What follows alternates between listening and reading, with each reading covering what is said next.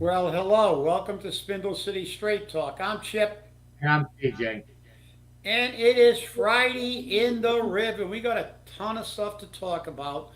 But I don't know. We've got some cleanup on aisle number two. So I don't know if you want to start first. Yeah, I'm gonna take to it. One of our viewers, who regularly comes on, I believe it's Aaron All Nighter. He comes under a different name. Um, I ended up blocking him in the last show. Um, this show will not tolerate or allow people to attack individuals or any of the hosts. If you have a serious question or a serious comment, we're more than happy to post it on the screen. But even that we filter out. It's not that this is censorship, but we don't tolerate attacks or name calling or anything along that line. So if that's your intent when you come on, believe me, I click the button and you're done. You can post on your own page and on your own show that we're censoring you or whatever the case may be, and that's fine. But we try to be respectful. When we make a mistake, we admit to it normally within the next show, and we don't have a problem, as was done when we were airing on FRC Media. And we were accused of spreading false rumors and lies. And whenever we made a mistake, we acknowledged it, and whenever it was the truth, we acknowledged it as well. So remember, anything's possible. But I want to thank you all for watching the show and everything. Well, now it's my turn. So let's listen.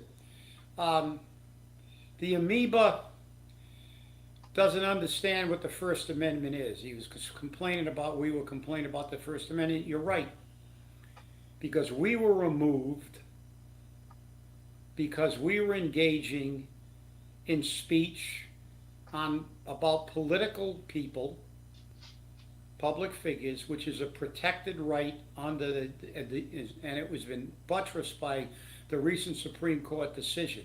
Your First Amendment rights have not been removed. You are a Coogan hack who's trying to clog our show up with the crap that you spew that has nothing that's germane to what we're discussing. And we're not going to allow it. CNN doesn't allow Fox to simultaneously put what their positions are while they're putting their positions. You want to listen to CNN? Listen to CNN. You want to listen to Fox? Listen to Fox. I suggest you listen to both and make your own decision. But you don't bring anything to the table. If you want to talk about data or something that's germane to the conversation we're having, well, CJ can put you on.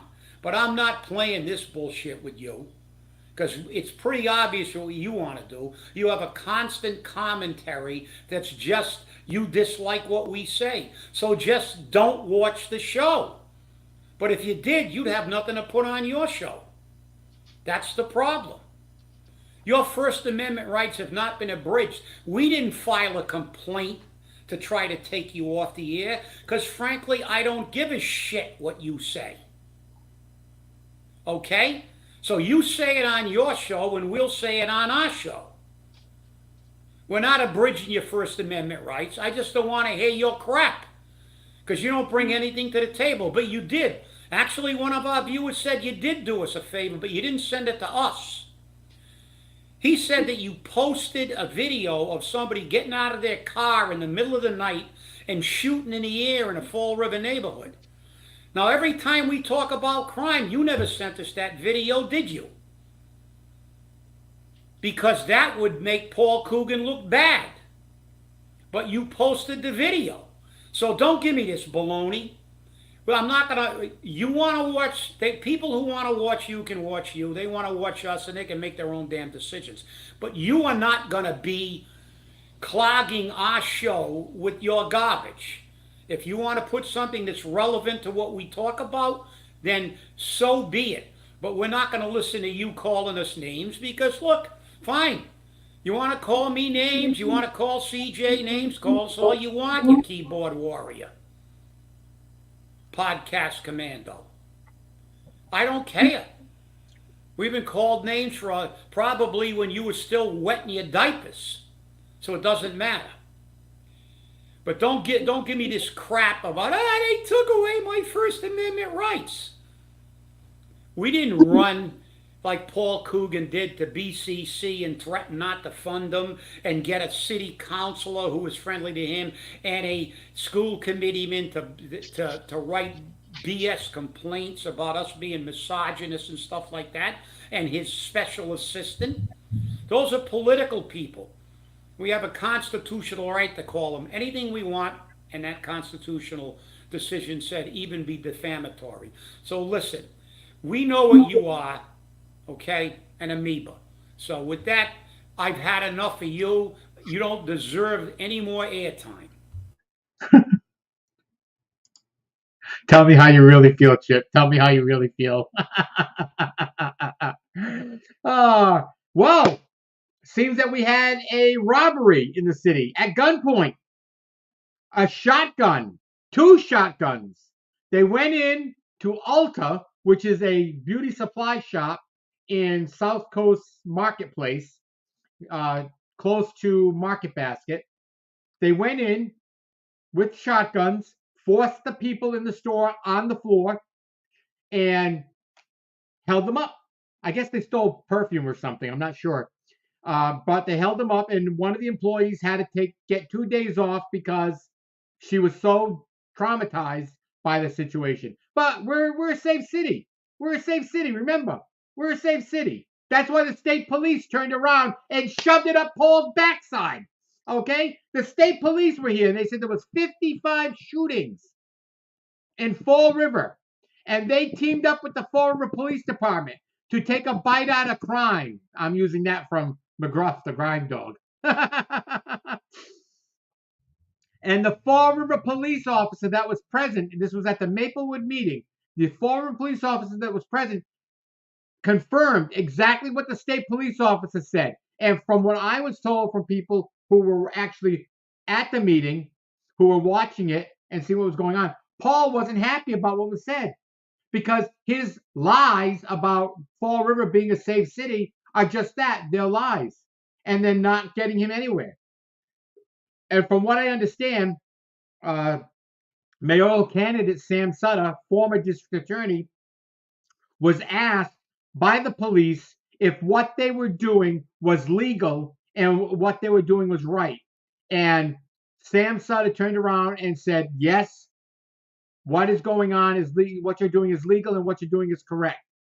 And from what I've been told, he said to the audience, if you like the city the way it is with the crime, and you like what Paul's doing, vote for him. If you want to see the crime stop, vote for me. And I think it was time. He got a little bit of fire in his belly, and it was about time.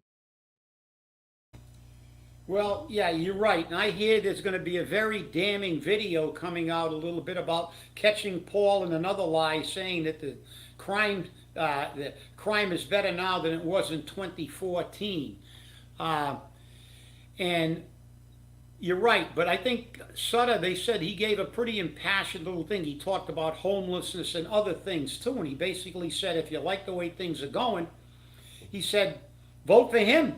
And it's about time he got some fire in his belly, because that's what he's got to do. He's got to take it to the people. Because, listen, this is outrageous. A shotgun? 2 shotguns? Now we're getting real serious. Listen, people may miss with a pistol, even at a few feet away, especially when they hold it like this and don't use the sights, which some of these criminals have a tendency to do because they watch too many movies. But shotgun, no wonder that person was traumatized. You know, you're looking at a shotgun, you know you're going to get hit, because that's why they call them scatterguns. And that's a serious thing. And listen, 55 shootings. Oh, and the other thing they said, the police officer in Fall River said, we were told, we are averaging 3 stolen cars a day. And we were told that Sutter asked for a confirmation. Did you say 3 a day or 3 a week? And uh, they said no, 3 a day. And they specifically, so we're doing a little public service announcement here because the police officer was actually there to help these people and talk to them.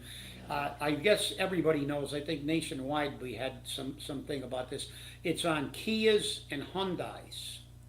So apparently those are the vehicles, because they're fundamentally made by the same company that put the Korean cars. And I guess there's something unique to those vehicles, but those are the vehicles that are being stolen at a very, very high rate.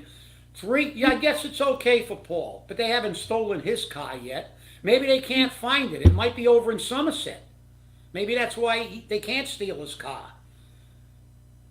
So most of the time it's in Somerset if he's not at City Hall. But uh, those things are horrifying. 55 shootings, and Paul thinks it's okay?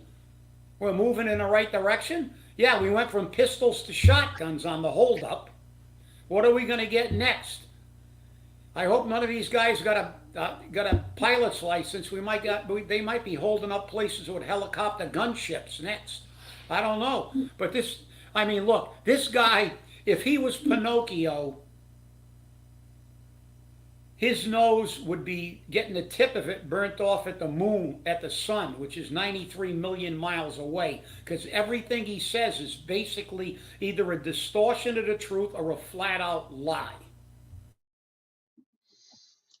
What's interesting is that people don't realize when Paul turns around and says, "We're the safest city," okay? And they're buying it. And, we talk about the Cougarites all the time. And by the way, just so you know, the amoeba turned around and said that he voted for himself. He didn't vote for either Sam or for Paul. I just wanted to make that clear. But Paul is deceptive. He's being deceitful to the people because they can't trust their elected official to give them correct information. Why? Because it's an election season and he wants to hide all his faults. And we know these faults are bad. I mean, just look at what's happening. Shauna O'Connell from Taunton came forward. She's been admitting to everybody everything. She turned around and she said, with these immigrants or migrants or whatever you want to call them, illegals, coming to her city, her own citizens are going to have to go without.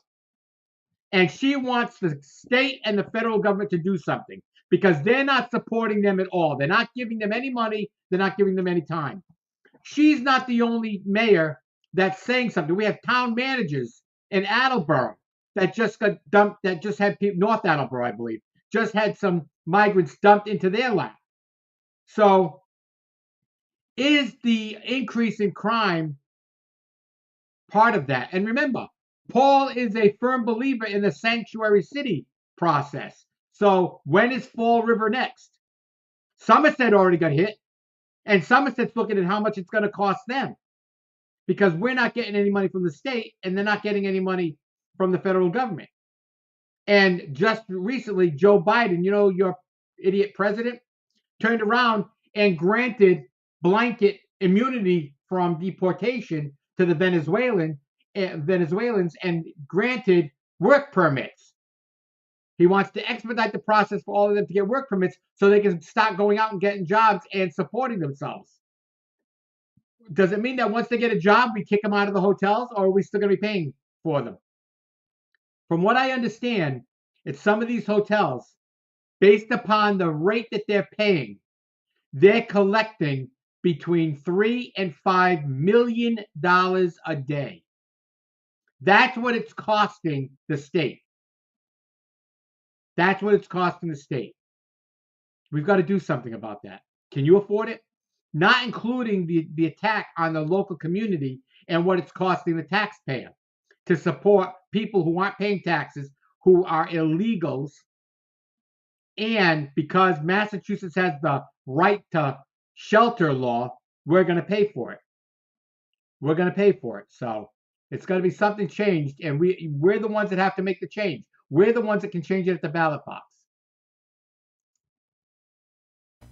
Well, listen, that's they're even covering it on regular TV now. The border crisis is out of control.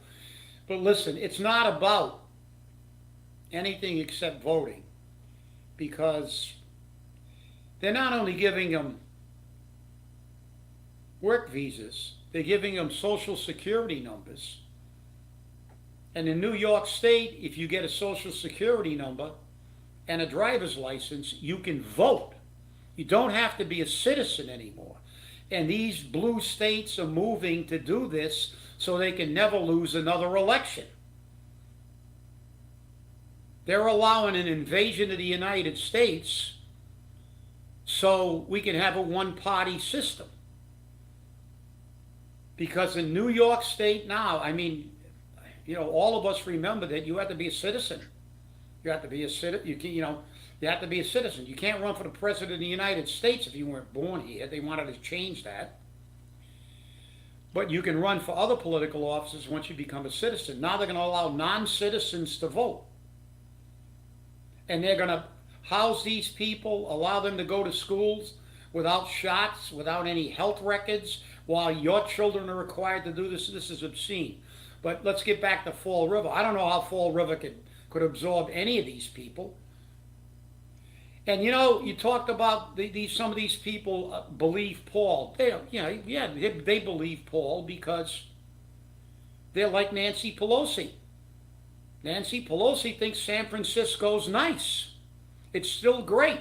She doesn't walk down there in a tenderloin and trip over people shooting up in the middle of the street, defecating and urinating all over the streets of San Francisco, destroying one of the most beautiful cities in the United States.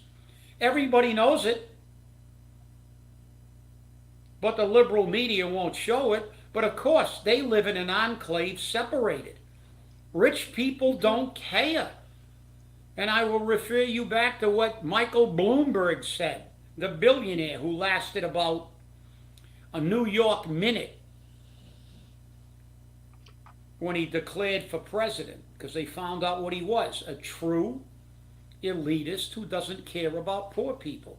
Because this is what he said when they talked about the inflation, which 61% of the people live in paycheck to paycheck. People are now losing, they said, over $7,000 a year to inflation. So when you make $28,000 in Fall River gross, and you're losing $7,000, you're down to $21,000 gross. So now you're going to get an apartment that costs $2,000 a year, or $2,000 a month. You're already $3,000 in a hole. You can't even pay your rent, let alone eat. I mean, this is absurd. But what did Bloomberg say when they talked about people who were in this condition? Like the woman that Michelle Dion talked about on our show, who said that his rent went from $800 to $1,800 because his landlord said he had a view of the Taunton River. So, but I mean, Bloomberg said, you can't afford an electric car? Take a bus. You can't afford to buy meat and eggs anymore? Eat bugs and beans. And if you can't afford to have a dog and go to the vet, kill your dog. There's no insensitivity in that man, is there? That man's just like Paul, the mayor with a heart. And there's a billionaire with a heart. Eat bugs, peons. Take a bus. Worthless, poor people. Where else? And what city should be more sensitive to that? The city of Hills, Mills, and Unpaid Bills, Fall River. I'm looking at my copy of Labor's Untold Story, where in the 1800s, they had Fall River mill workers testify before the Senate on how they were managing to live on virtually nothing, in destitute poverty, while All the Richies, the Bordens, and the Braytons, and the Durfees were sitting in their Victorian three-deckers, sipping their after-dinner drinks, smoking on their cigars, paying them peanuts, chaining them to the machines, owning the three-deckers they lived in, and the stores that they had to spend their meager paychecks to try to buy anything from. These are the people that don't care. And these are the people that live in this community today that tell you everything's fine. Because everything is fine where they are. Because just like with Lori Lightfoot in Chicago, didn't care about, she wanted to defund the police, but as soon as a couple of demonstrators showed up on her front steps, she called the entire Chicago Police Department, the Illinois National Guard, and everybody else she could call. Because they are privileged. We are not. Paul Coogan is a flat-out liar about virtually everything. There's no crime? Well, stay tuned. Somebody is going to be putting a real good video up very shortly, and we will have it for you next week. So just pay attention. But this is crap. Oh well, some people believe it. Look, the only people believe it are the people who aren't in the regular neighborhoods. Why did they build a school in the North End? Steve Camara, I very rarely agree with Steve Camara, but he said, why don't we build two schools, one in the South End, one in this end, like they do in Cranston. They got Cranston East, Cranston West. Students have less travel time, smaller classes, separate all these people. But no, the privileged have to have everything in their backyard. So forgive me, I heard that meeting was very, very good, and that Sam finally did what he was supposed to do. He got a fire in his belly, he's angry, and now he's going to take the message. You're right. Listen, we say the same thing that you just said, CJ.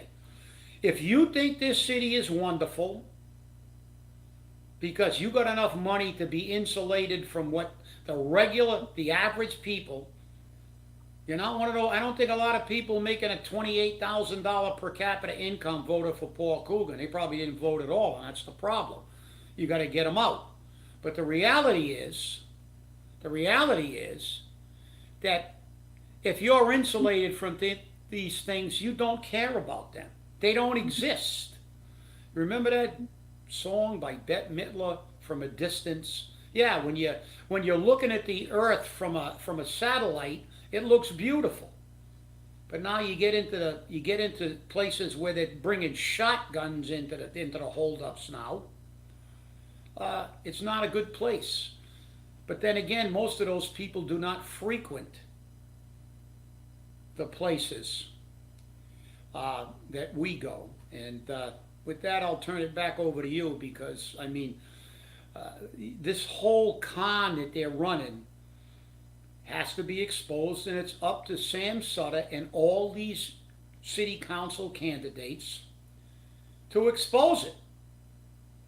And let's see what happens. Over to you, CJ. What's very interesting is when we look at the candidates, the top three came in classified as North End candidates. And when you look at the voter turnout, guess which part of the city the voter turnout was highest? The North End. The South End is ignored by the city. It's ignored by the candidates. And if these candidates want to do something, they need to follow the Jazel playbook.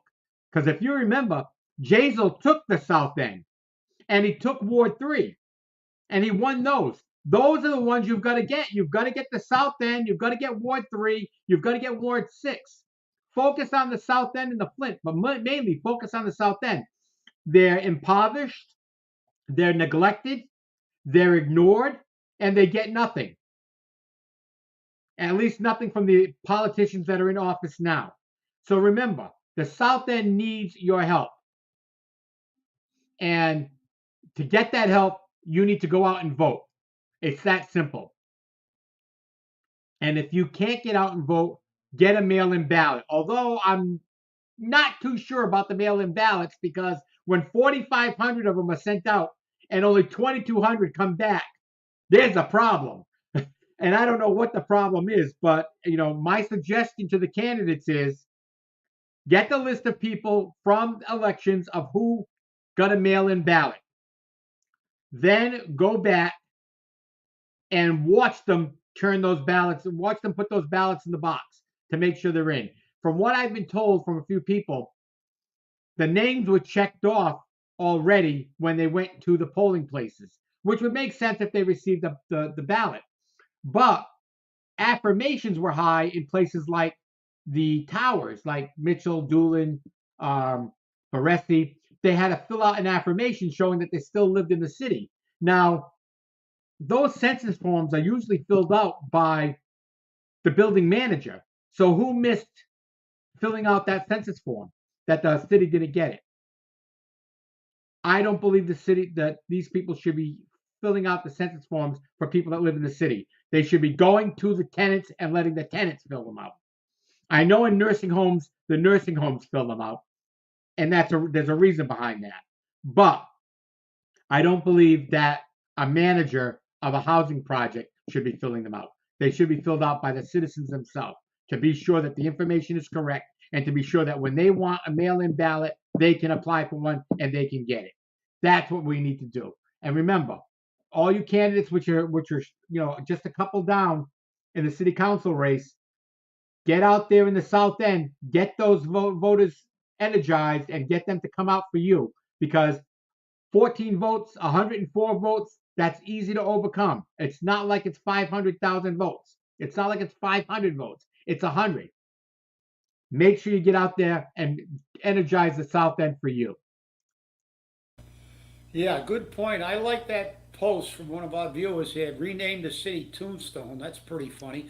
I think that Tombstone's a great example, because if you lived around the OK Corral, you weren't real happy.